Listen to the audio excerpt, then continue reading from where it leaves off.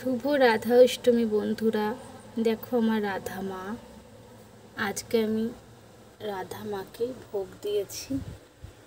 এই দেখো আমার ঠাকুর, আমার সরস্বতী ঠাকুর, আমার লক্ষ্মী ঠাকুর।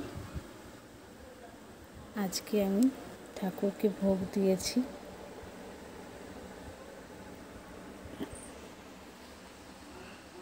মালপোয়া, লুচি, সুজি, ক্ষীর, তালের বড়া, পাটিসাপটা, তাল ক্ষীর, আর এখানে ফল দিয়েছি, কিছু ড্রাই ফ্রুটস আছে, আর সন্দেশ আছে, জল আছে।